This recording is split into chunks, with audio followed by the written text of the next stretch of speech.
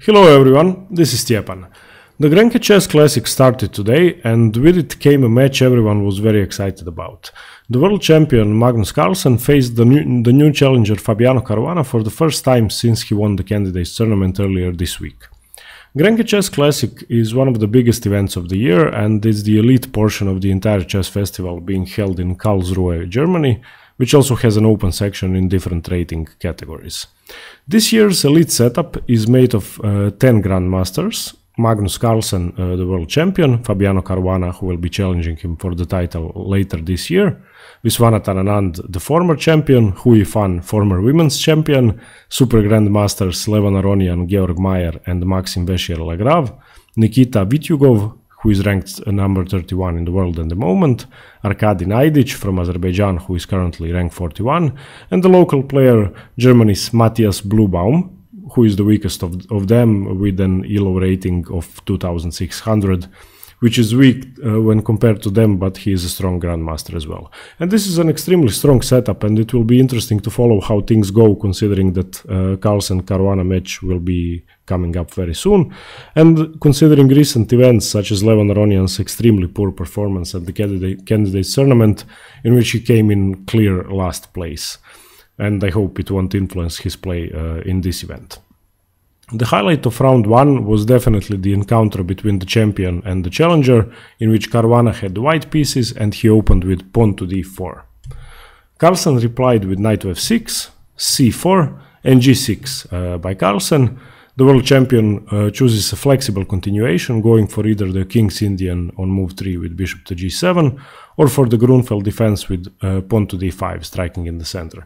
And after knight to f3 by Caruana, perhaps trying to avoid the main lines with knight to c3, Carlsen goes for the King's Indian defense, bishop to g7, which is definitely a fighting statement going into the match for the world championship, and he is basically saying to Caruana that he is the champion for a reason, and that he doesn't have to play boring Catalans or queen gambit declined positions to win a chess game. And an exciting opening choice by Carlsen.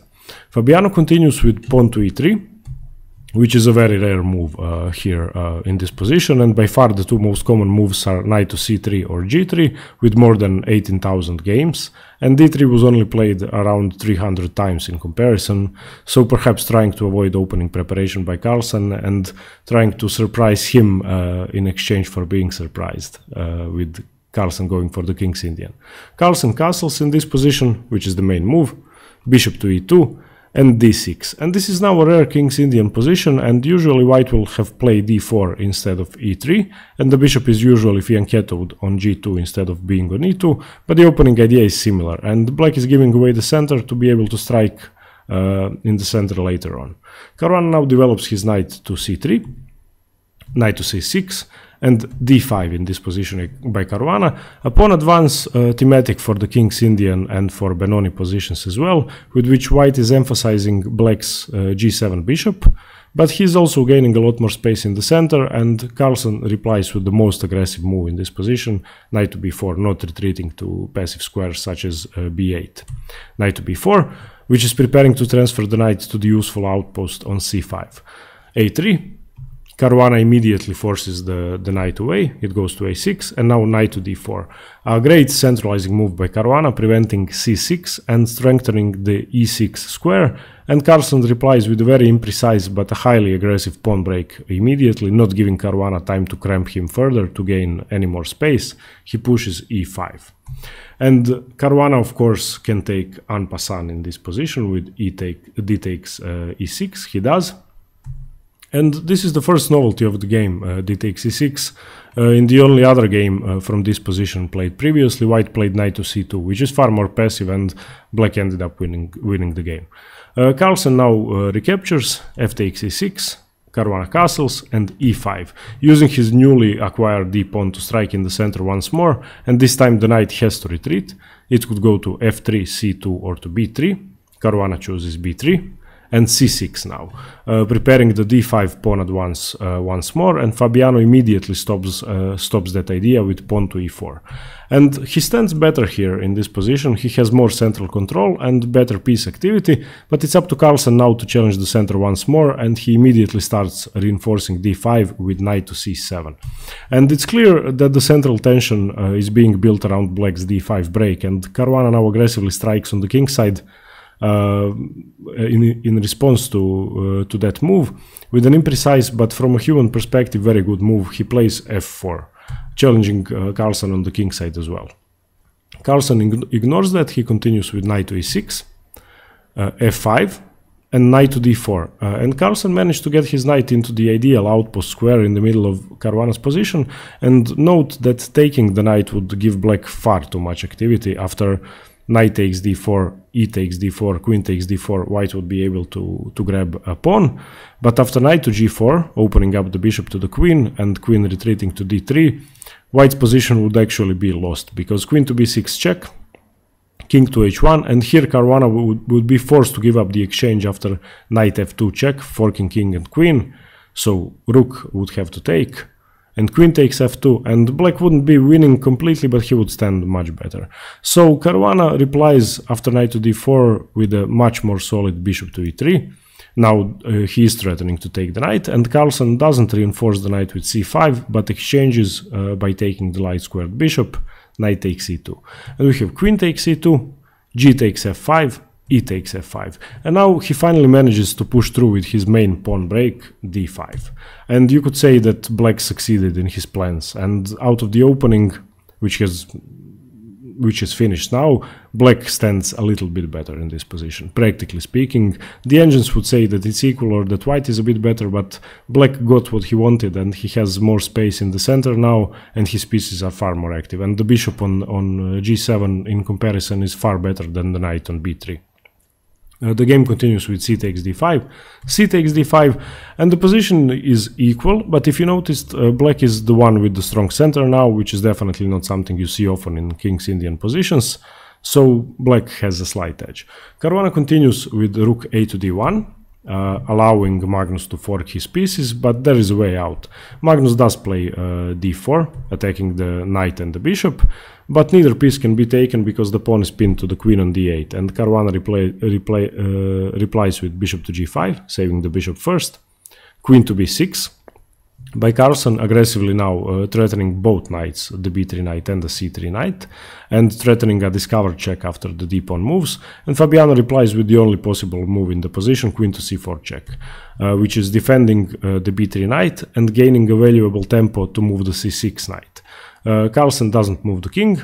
He blocks the check with rook f7, knight to a4, now saving the knight and not giving Magnus time to check the king.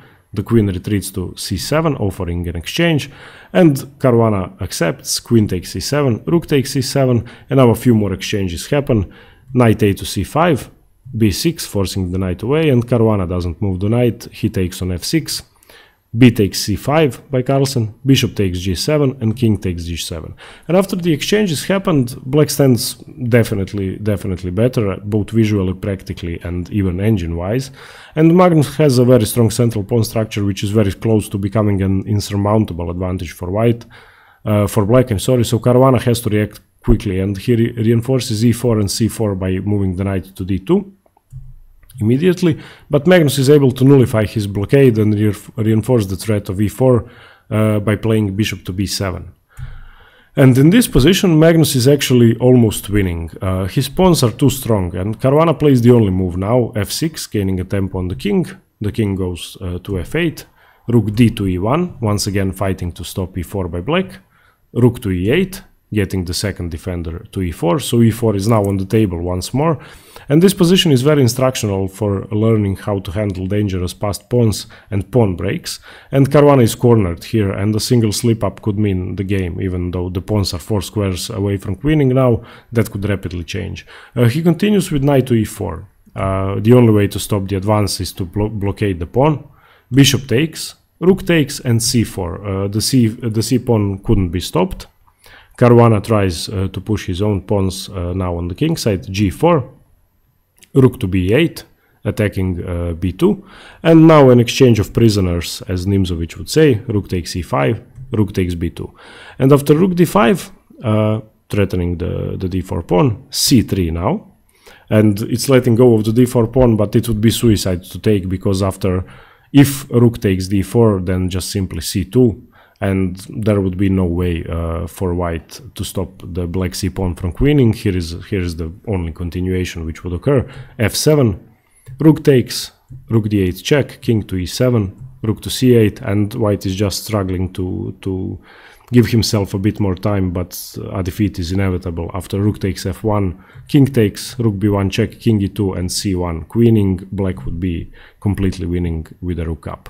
So after c3, of course, Caruana doesn't take the d4 pawn. He plays rook to d8 check, king to f7, rook h8, threatening the h7 pawn, rook b to b7, rook takes h7, king to g6, and an exchange of rooks. And this is relieving some of the pressure from white's position, and it looks like Caruana managed to get through the worst of it. His king will now be able to slowly march to the pawns and help stop them, and his rook is well placed on the first rank to do the same thing. So after rook takes f7, white has a clear plan of stopping the pawns with his king. King to f2, getting closer to the pawns, c2, rook to c1, the pawn has to be blockaded now, d3, and white's king is just in time with king to e3, stopping d2, and if Carlsen checks, then the king could just take the d3 pawn.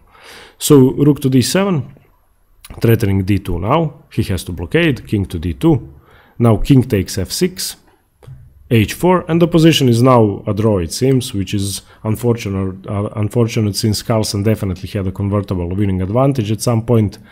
But the game continues with king to e5, and there is still more fighting to be seen in this game.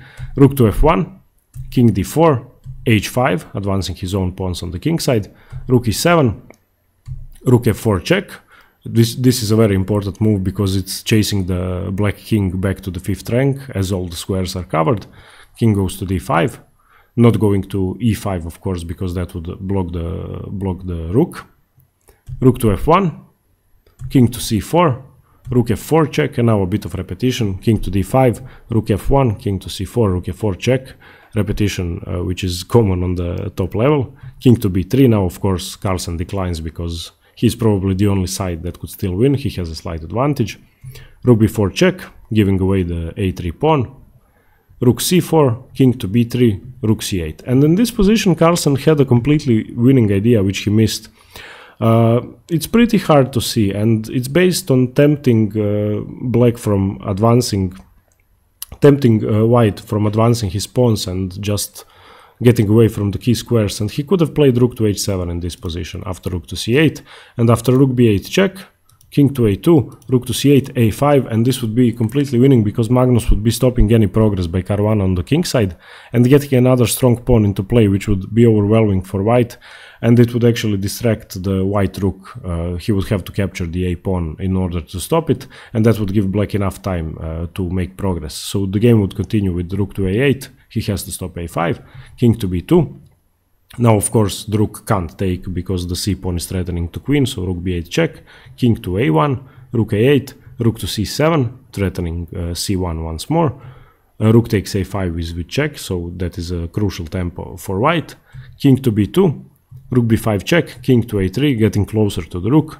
Rook a5, king b3, rook a1, rook to g7, and this is now what black got out of the position. He's simply going to mop up white's kingside pawns and b2 pawns up and completely winning. So after rook a8, rook takes g4, and after a bit of maneuvering, this would be an easy win. But instead of going for this continuation with rook to h7, which would be winning, after rook to c8, Carlsen played a5, which is just a drawing move, even though visually it seems much more logical.